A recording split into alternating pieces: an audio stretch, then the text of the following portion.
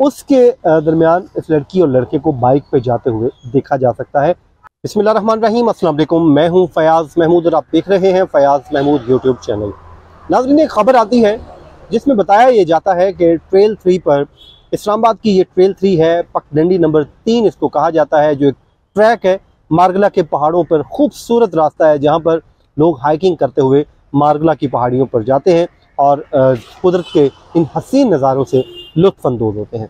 अचानक से खबर आती है कि वहाँ पर एक लड़की के साथ रेप कर दिया गया है, उसकी ज़्यादती उसके साथ हुई है, उसकी इज्जत जो है वो तार तार कर दी गई है। यकीनन ये खबर जंगल में आग की तरह फैल जाती है और देखते ही देखते हर कोई इस पर बात करना शुरू कर देता है। ज़ाहिर है, और दुख भी होता है, अफसोस भी होता है कि एक बेटी जो एक जॉब लेने के लिए आई थी और वो इस दरिंदगी का, हवस का निशाना बन गई। जब ये खबर सामने आई तो एक FIR सामने आई। उस FIR में उसने क्या कहा वो तमाम बातें मैं आपको बताऊंगा, लेकिन इसका जो दूसरा हिस्सा है, जो इन्वेस्टिगेशन के बाद चीज़ें सामने आई हैं और इस वक्त वो लड़की कहाँ पर है और उस लड़की ने क्या किया है, ये तमाम तर चीज़ें मैं आपके साथ शेयर कर लेता हूँ। सबसे पहले वो कहती है कि जी मैं नाम अभी भी उसका नहीं लूँगा। वो बार वो कहती है कि मैं शेखुपुरा की रिहायशी हूँ और मेरी तालीम जो है वो FSC है। अरसा दराज से नौकरी की तलाश में थी।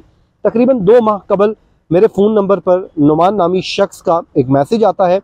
व्हाट्सएप पर मैसेज आया, जो हमारे दरमियान वहाँ से बातचीत शुरू हो गई। नुमान ने मुझे बताया कि मैं महकमा तालीम में जॉब करता हूँ और मेरे पास कुछ असामियाँ खाली हैं जिन पर मैं आपको नौकरी दिलवा सकता हूँ। इस बाबत नुमान ने मुबल्लिग 50,000 रुपये रकम का मुतालबा भी कर दिया। फिर वो कहती है कि मैं उसी के बुलाने पर मोरखा 12/7/2023 को रावलपिंडी पहुंची और इलामा इकबाल कॉलोनी में अपनी एक अजीज़ा के यहाँ ठहरी। वहाँ पर ही नुमान ने अपने व्हाट्सएप नंबर पर लोकेशन मंगवा कर जो है मुझे वहाँ से टेंच भाटा का जो आखिरी स्टॉप है वहाँ से मुलाकात की, मेरी CV ली और मुबल्लिग 30,000 रुपया मुझसे रिसीव कर लिया। बाकी उसने कहा कि जी रकम जो है 20,000 रुपया जब जॉब हो जाएगी तो वो बाद में अदा कर देना। बहरहाल वो कहती है कि नुमान ने मुझे बताया कि एक सीनियर ऑफिसर से आपको मिलवाना है जो तमाम उम्मीदवारों के इंटरव्यूज़ साइकिल पर वो उसने कहा कि जो इंटरव्यू कर लेंगे, मुलाकात से उनकी आपके साथ शनासाई हो जाएगी और वो बग़ैर किसी एतराज़ के आपको मुंतखब भी कर लेंगे। तो उन्होंने कहा कि जी 13 तारीख को नुमान ने मुझे जो है वहाँ टेंच से ही अपनी मोटरसाइकिल पर बिठाया और ट्रेल 3 पर ले आया। अब ट्रेल 3 क्या है? ट्रेल 3 जंगल है जहाँ पर लोग वॉक करते हुए ऊपर जाते हैं, हाइकिंग करते हैं। वो कहती है कि जी मुझे वहाँ पर ले जाकर उसने दिन 3 बजे जंगल में पहुँचाकर ज़बरदस्ती मेरे साथ गन पॉइंट पर जिनसी ज़्यादती की, शोर मचाने की सूरत में मुझे जान से मारने की धमकी भी दी और मैं डर के मारे खामोश रही। नुमान ने मुझे डरा धमका कर वापस टेंच आखिरी स्टॉप पर उतार दिया। मैंने ये तमाम मुआजरा अपनी अजीज़ा को बताया, जवाब में जो बाद में अब कानूनी कार्रवाई के लिए मैं हाजिर हुई हूँ और कानूनी कार्रवाई कर रही हूँ। ये उस खातून का मौक़िफ़ है इस FIR के ज़रिए। अब जाहिर है जब ये वाक़या हो गया, रूनमा हुआ, तो पुलिस ने इस पर इन्वेस्टिगेशन शुरू कर दी और पुलिस, आपको पता है कि जब भी इन्वेस्टिगेशन का आगाज़ करती है, जो भी विक्टिम होता है इब्तदाई स्टेटमेंट उसकी लिखी जाती है और उस स्टेटमेंट की रोशनी में ही अपनी इन्वेस्टिगेशन को आगे बढ़ाती है। अब पुलिस ने क्या किया? पहला पुलिस ने काम ये किया कि मेडिकल करवाया। मेडिकल रिपोर्ट सामने आ गई है। अब मैं साथ साथ चीज़ें क्लियर करता जाता हूँ ताकि आपको चीज़ें मालूम होती जाए। नंबर 1, मेडिकल करवाया गया। अब पुलिस का जो तर्जुमान ये कहता है कि जो इब्तदाई मेडिकल रिपोर्ट है उसमें शवाहिद जो है वो ज़्यादती के नहीं पाए गए। अब वो ज़्यादती के शवाहिद कैसे काउंट होते हैं? उसमें ज़ाहिर है कोई नेल्स वो कहते हैं वो नहीं लगे, कोई निशानात नहीं है नेल्स के, कुछ झाड़ियों के, क्योंकि जंगल है ना, वो कहते हैं वहाँ पे ज़ाहिर है लिटाया होगा, कुछ जंगल में खींचातानी हुई होगी, तो उसके जो बॉडी के ऊपर कोई नेल्स के निशान होने चाहिए थे, ब्रूजेस और भी दीगर जो होते हैं, या स्पर्म के होना चाहिए था। तो ऐसे इब्तदाई शवाहिद नहीं मिले। लेकिन पुलिस ये कहती है कि अभी भी हम इसको रूल आउट नहीं कर रहे, इन्वेस्टिगेशन अपनी कंप्लीट कर रहे हैं, लेकिन इब्तदाई मेडिकल रिपोर्ट में शवाहिद नहीं मिले। दूसरा, उसके बाद पुलिस ने क्या किया? पुलिस ने इनकी जो CCTV फुटेजेस हैं वो शहर की, वो हासिल करना शुरू की। अब ज़रा ये बताते हैं कि 0 पॉइंट से I-8 की जो फुटेजेस हासिल की गई उसके दरमियान इस लड़की और लड़के को बाइक पे जाते हुए देखा जा सकता है, ये बताया जाता है।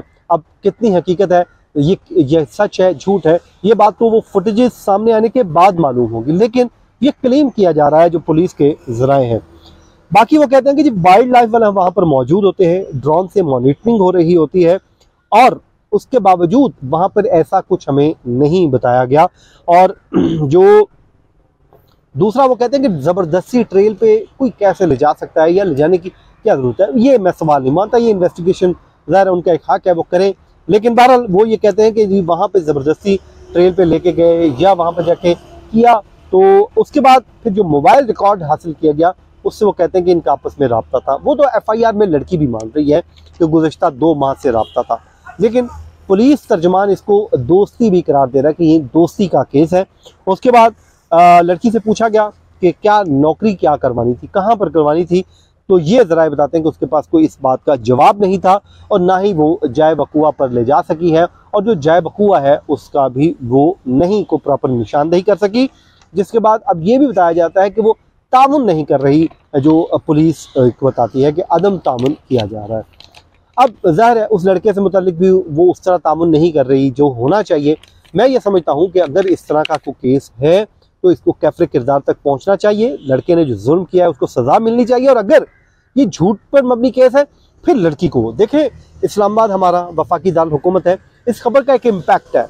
ये अगर खबर सच्ची है तो ज़ाहिर है पूरी दुनिया इसको देख रही है कि जी फेडरल जो कैपिटल है वहाँ पर ये वाक़या हो गया, पहले F9 में वाक़या हो चुका है, उसके बाद अब ये, तो इससे क्या होता है हमारे मुल्क की बदनामी होती है। और अगर ये सच्चा वाक़या है तो इस और बड़ी खबर है कि इसको बर्दाश्त नहीं करना चाहिए, सज़ा मिलनी चाहिए। बहरहाल चीज़ें अब क्योंकि खुलकर सामने आ रही हैं, क्लियर हो रही हैं, आने वाले दिनों में इस पर मज़ीद इन्वेस्टिगेशन होगी। और पुलिस के ज़राए ये भी कहते हैं कि इन्वेस्टिगेशन कंप्लीट होने के बाद पुलिस इस पर जो है प्रेस कॉन्फ्रेंस करने का इरादा भी रखती है, ताकि हक़ाइक़ जो है वो मंजर आम पर लाए जाएँ और तमाम तर डिटेल्स सामने लाई जाएँ। लेकिन बहरहाल मैं भी ये सवाल करता हूँ, मैं विक्टिम ब्लेमिंग नहीं कर रहा, किसी किस्म की कोई विक्टिम ब्लेमिंग नहीं है। मैं समझता हूँ अगर ज़्यादती हुई है तो बहुत जुल्म है। मैं हमेशा इस बात पे देता हूँ, जोर देता हूँ कि हम मजलूम के साथ खड़े होते हैं, और इस केस में भी मैं मजलूम के साथ हूँ। लेकिन एक बात दूसरों को समझाना ज़रूर मकसूद है कि भाई जॉब आपने लेनी है, बिल्कुल आपका हक बनता है, महंगाई है और जॉब नीड है, आप उसको प्रॉपर एक तरीके से हासिल कीजिए। जब आपको कोई जंगल में बुला रहा है तो मत जाइए। ये दूसरों के लिए अब इस गलती को आप नसीहत लीजिए, क्योंकि मैं ये समझता हूँ कि इससे तो एक गलती हो गई, लेकिन दूसरी लड़कियों को ज़रूर इससे नसीहत हासिल करनी चाहिए कि जॉब जो है आपने अगर लेनी है तो आपको कोई कहे कि जंगल में आओ, वहाँ पर मुलाकात करो, तो मत जाइए। आपको अपने को अपार्टमेंट पे बुलाए तो मत जाइए। ऑफिसेज मौजूद हैं, जो पब्लिक इदारे हैं वहाँ पर जाएँ, वहाँ पर मुलाकात कीजिए, इंटरव्यू दीजिए, जॉब आपका मिलना हक है। तो ये था नाज़रीन आज का हमारा व्लॉग। अपनी दुआओं में याद रखिए। मुझे दीजिए इजाज़त। अल्लाह ने के बाद।